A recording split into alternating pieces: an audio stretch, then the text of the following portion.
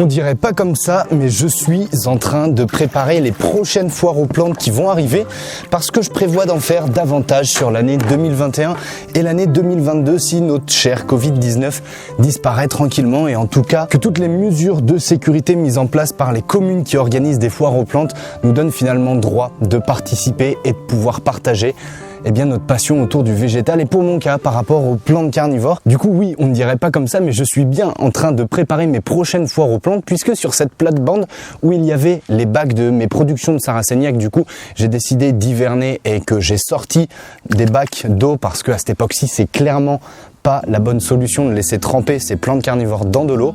Donc je les ai sortis et toute cette plate-bande là du coup je vais l'utiliser pour créer des tourbières de plantes carnivores dans des pots suffisamment volumineux comme ceux qui sont disponibles sur mon site e-commerce et au moins comme ça je pourrais présenter les plantes carnivores d'une autre manière sur les foires aux plantes.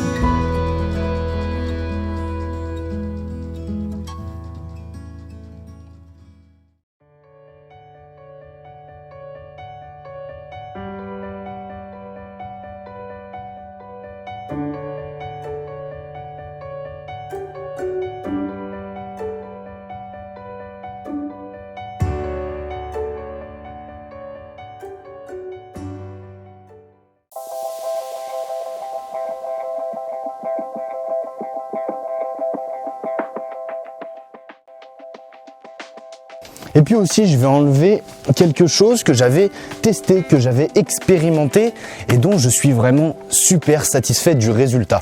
J'avais déjà vu en jardinerie notamment, c'est dû à mon expérience à Truffaut quand j'étais en alternance, ils mettaient comme ça des bâches géotextiles. Alors c'est une bâche, enfin un voile géotextile qui absorbe énormément l'humidité comme tu le vois, ce qui fait que c'est parfait pour les plantes carnivores et notamment l'été, lorsqu'il fait très chaud, plutôt que de disposer simplement les pots au contact direct de la bâche à bassin comme ça, l'eau s'évapore davantage. Alors que là, l'évaporation contenue dans le bac se fait beaucoup plus lentement. Et en fait, ça permet de réaliser de très importantes économies d'arrosage. Je m'en suis rendu compte cet été. J'ai beaucoup moins arrosé que les étés précédents, ce qui m'a permis de passer l'été tranquillement sans me préoccuper de l'eau de pluie que je pouvais potentiellement manquer. Donc là forcément je les nettoie un petit peu pour eux aussi, tout comme les bacs, les faire passer l'hiver à l'abri et de pouvoir les ressortir du coup au printemps prochain pour pouvoir, lorsque je réinstallerai les bacs et que du coup j'y redisposerai cette bâche géotextile. J'en suis vraiment super satisfait, je suis vraiment très content. J'avais envie de tester, j'avais envie d'expérimenter. Je me suis dit autant en tirer quelque chose de cette expérience à Truffaut, malgré le fait que c'était pas tous les jours tout beau tout rose. Et du coup, quand j'ai vu ça, je me suis empressé d'aller acheter un rouleau de voile géotextile pour tester un petit peu et de me faire un retour d'ici une année et de voir si le résultat est concluant. J'en suis vraiment très satisfait et je pense que ça pourrait aider pas mal de collectionneurs finalement qui ont aussi leurs plantes carnivores dans des bacs assez volumineux et qui n'ont pas forcément de récupérateur d'eau trop volumineux et pour qui l'été des fois c'est un petit peu compliqué de trouver de l'eau de pluie en abondance. Et donc je me suis dit que de tester, ça pourrait être aussi intéressant pour certains collectionneurs qui ont des bacs également comme cela, de pourquoi pas pouvoir la proposer sur mon site e-commerce. Au moins comme ça, tous les collectionneurs qui ont une collection suffisamment importante et qui cultivent leurs plantes carnivores dans des bacs assez grands ou même finalement dans des petites sous-coupes, dans des petites coupelles, dans des plus petits bacs, ils pourraient les découper par rapport à la taille de leur bac pour pouvoir également réaliser des économies d'eau et notamment l'été puisque c'est vraiment primordial. Et finalement, ça a aussi l'avantage en hiver, là j'en ai qui sont installés dans la serre et dans mes bacs. Et en fait il reste cette bâche géotextile, tu as très peu besoin d'arroser. Ce qui fait que je mets un petit fond d'eau d'environ 1 cm. Au moins comme ça, les pots et le substrat absorbent l'eau. Et cette bâche également, enfin ce voile plutôt, conserve également l'eau, ce qui fait qu'il n'y a pas d'eau stagnante, mais les pots sont quand même toujours au frais, mais sans excès. Voilà un peu, j'avais envie de te partager ce petit retour d'expérience, j'en suis plutôt très satisfait. Et puis je vais te montrer également le rempotage et la réalisation, la création des petites tourbières pour les foires aux plantes et également pour un projet qui va très prochainement arriver sur la chaîne YouTube. Un projet novateur, un projet inédit, quelque chose qui n'a jamais été fait, je crois bien. Et je t'en dis pas plus, mais je pense que ça peut être intéressant et que ça pourra t'intéresser. En tout cas, j'ai hâte de pouvoir te partager tout ça. Et donc, d'où le temps que je passe à nettoyer cette plate-bande. Au moins comme ça, on va pouvoir faire les choses bien et on va pouvoir se créer un petit décor pour la prochaine série de vidéos dont tu entendras parler très prochainement.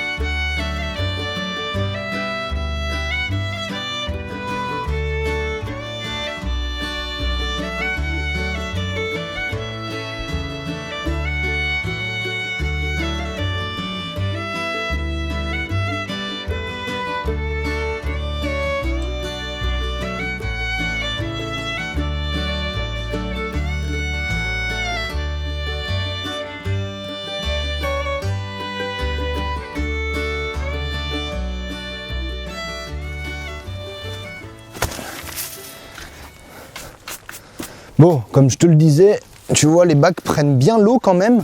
Et oui, je pense que c'est une très bonne idée de pouvoir les mettre un peu à l'abri, de faire en sorte que le bois se repose, que le bois sèche un peu. Et pour pouvoir bien les lasurer, ça serait dommage d'avoir construit des bacs, d'avoir pris autant de temps à construire des beaux bacs. Et je voulais les construire pour faire en sorte qu'ils durent dans le temps.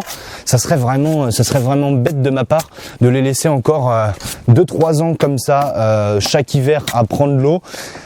Parce que simplement le bois n'apprécierait pas ça et je pense que les bacs n'auraient pas une bonne longévité. J'ai envie de pouvoir les emmener avec moi plus tard, ceux-là, sur mon futur terrain. Donc autant en prendre soin, autant les mettre à l'abri parce que de toute façon là en extérieur ils ne nous sont pas utiles.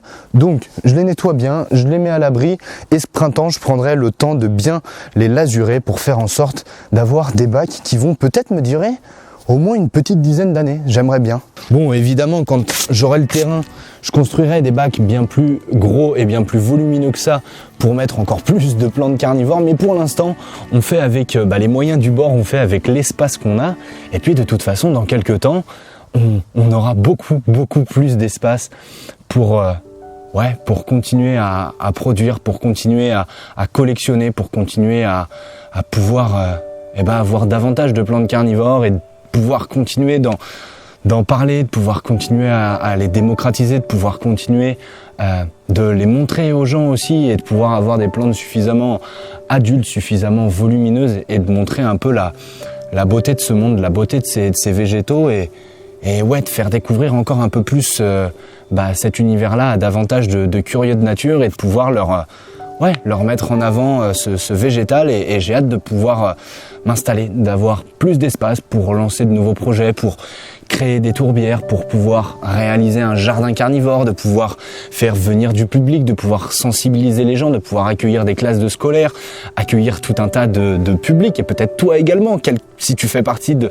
la communauté et que tu es un fidèle, ça serait un plaisir de pouvoir t'accueillir lorsque le terrain sera installé et que l'espace aussi pour t'accueillir sera mis en place. En tout cas, c'est un sacré projet de vie, c'est un sacré rêve de gosse qui va bientôt se réaliser. Une fois de plus, je vais en faire une série de vidéos.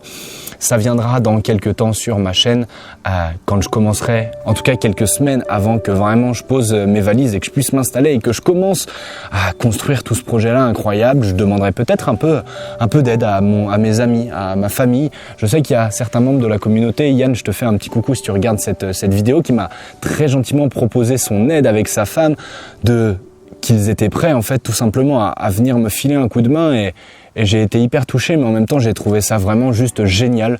Je me suis dit que ça pourrait être cool de faire un projet aussi collaboratif, de pouvoir faire venir du monde et que toutes les personnes prêtes à s'investir et de voir ce que ça donne et suivre l'évolution finalement du projet de la pépinière Les Dents de la Terre et du projet de manière globale, ça serait un véritable plaisir que de pouvoir le partager et pas juste garder ça dans mon coin.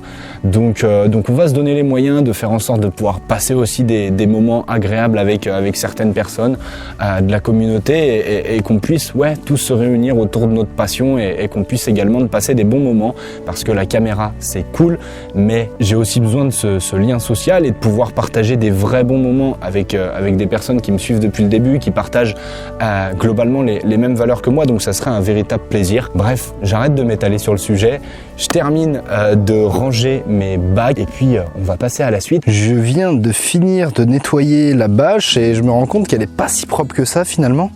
Parce qu'en fait ici on est sur un terrain, si je dis pas de bêtises, très argileux, ce qui fait que l'eau s'évapore très mal et circule très mal, et on est sur un sol qui reste un peu gadouillou, ce qui fait que quand on marche sur la bâche, et notamment en hiver comme là, eh bien en fait il y a la terre et l'humidité comme ça qui ressort. Ce qui fait que je suis en train de me dire qu'il va peut-être falloir que je rajoute une deuxième bâche, histoire que ça soit un peu plus étanche. Et en plus de ça, c'est bien beau de partir dans des projets un peu foufou et de vouloir créer des tourbières en pot. Mais je me dis que de toute façon, les plantes carnivores qui ont été hivernées, notamment les Sarracenia, reviendront sur cette bâche avec les bacs, et que du coup je manquerai un peu d'espace pour stocker les gros pots. Donc je pense que je vais filer vite fait en magasin chez mon fournisseur professionnel à la CAMN pour racheter de la bâche comme ça, qui me permet un minima de limiter la casse, de limiter les dégâts, parce que c'est vrai que c'est l'inconvénient d'être dans un jardin, encore dans le jardin familial, qui a été piétiné et repiétiné je ne sais combien de fois, surtout quand on était petit. Et l'inconvénient que de piétiner le terrain comme ça, ce qui fait que ça se retrouve un terrain complètement gadouilleux et quasiment impraticable. Après, faut pas oublier que ça reste le jardin familial, et quand j'étais petit, j'en ai fait des tours dans ce jardin sur ma bicyclette. J'ai fait beaucoup de sport aussi. Je me rappelle que je faisais le gardien de hand et de foot là dans le jardin. Je me jetais dans tous les sens, et c'est vrai qu'une des parties là en fait où il y a quasiment plus de gazon, c'est parce que je faisais du sport. Quand du coup il y avait encore de l'espace dans ce jardin et qu'il n'y avait pas les plantes carnivores, les serres, etc. Je l'ai tellement piétiné que finalement je paye un peu les conséquences de la surutilisation du terrain et de toutes les conneries que j'ai pu y faire. Donc bon, on va s'adapter, on va essayer de trouver une bâche qui va me permettre de limiter les dégâts, mais bon, c'est quelque chose qui n'est pas forcément viable sur le long terme, et vivement que l'on s'installe sur le terrain, qu'on ait un peu plus d'espace, parce que là finalement j'ai quasiment pas d'espace. Je vais essayer de rajouter un bout pour stocker les bacs, donc le long au niveau de la bâche, donc de restocker pour le printemps les bacs, sauf que tous les pots il faudra bien que je les dispose quelque part. Donc je pense que je vais simplement rajouter un bout de bâche. Je vais bien tailler les haies histoire de gagner quelques centimètres et de pouvoir passer et de pouvoir circuler. Mais bon, chantier un petit peu, mais c'est bien beau de vouloir se lancer dans de nouveaux projets. Mais bon, faut réfléchir aux différentes solutions qui s'offrent potentiellement à moi. On fait avec les moyens du bord, hein. On va aller chercher ça, et juste après, on se mettra pour le coup à la création des tourbières.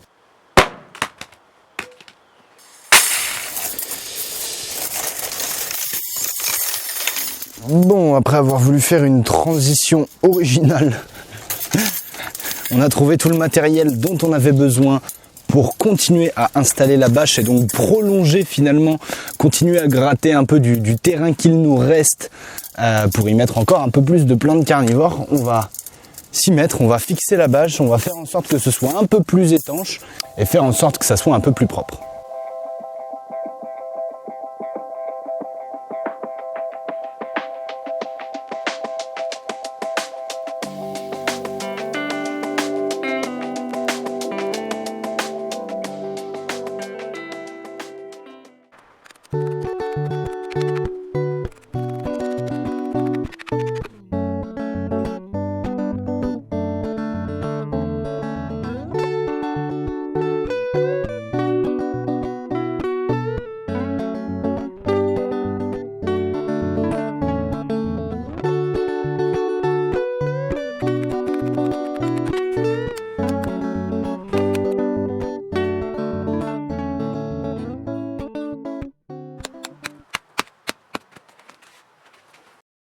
Du coup, j'ai pris cette décision d'y installer la bâche et en plus de ça, ça évitera toutes les éclaboussures. Tu l'as bien vu, mon terrain, il est gadouilleux, c'est vraiment dégueulasse, ce qui fait que ça vole potentiellement un peu partout et j'ai pas forcément envie d'être obligé de nettoyer les pots à chaque fois dans lesquels je vais installer donc les plantes carnivores.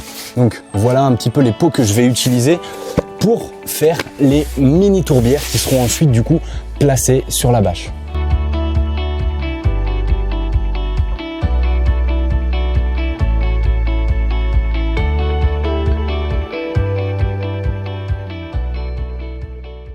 Et juste avant de te laisser sur quelques images de la journée numéro 2 pour clôturer cette première journée, ce premier épisode finalement d'une longue série, je l'espère, je voulais savoir ce que tu pensais sincèrement du format. Qu'est-ce que tu en avais pensé, du montage, de la façon dont je te parlais des choses, et bien évidemment aussi si tu avais des questions par rapport à différents sujets que j'ai pu aborder dans la vidéo, des choses qui t'ont intéressé, qui t'ont interpellé, et sur lesquelles tu aimerais que je détaille davantage certaines choses, peut-être dans des épisodes à venir, ou bien que tu avais des envies en particulier. Ça nous permettra du coup d'avoir une vraie interaction et je pense que comme tu l'as un peu compris dans la vidéo, c'est quelque chose que j'aime et que j'apprécie, donc je me dis qu'autant rendre la chose un petit peu plus vivante et que je puisse parler de manière assez ouverte comme ça finalement sur des sujets qui me tiennent à cœur et qui peuvent également t'intéresser, que je développe par exemple. J'espère vraiment que cette vidéo te plaira autant que j'ai pris plaisir finalement à la réaliser, et rien que pour te remercier de ton temps, de ton attention et d'être encore présent à ce moment-là de la vidéo, je te laisse sur quelques belles images, quelques belles photos de plantes carnivores que j'ai faites, parce que oui, si tu es encore présent à ce moment-là, eh bien de visionner les vidéos jusqu'à ce moment-là, ça promue un petit peu mon contenu, ça le met un petit peu en avant, ça montre finalement à YouTube que ce que je te propose est de qualité suffisante pour que tu sois encore devant la vidéo. Donc rien que pour ça, rien que pour ton temps, ton attention, merci à toi. C'est comme ça que je continuerai à faire connaître mon travail, à continuer à faire découvrir un petit peu ce que je fais à davantage de néophytes, davantage de curieux de nature et qui s'intéressent au milieu des plantes carnivores. Je m'arrête ici et je te remercie vraiment encore. Et du coup, je te redis à très vite autour de cette nature insolite, passionnante et dévorante. Ensemble, cultivons l'insolite, c'était les Dents de la Terre.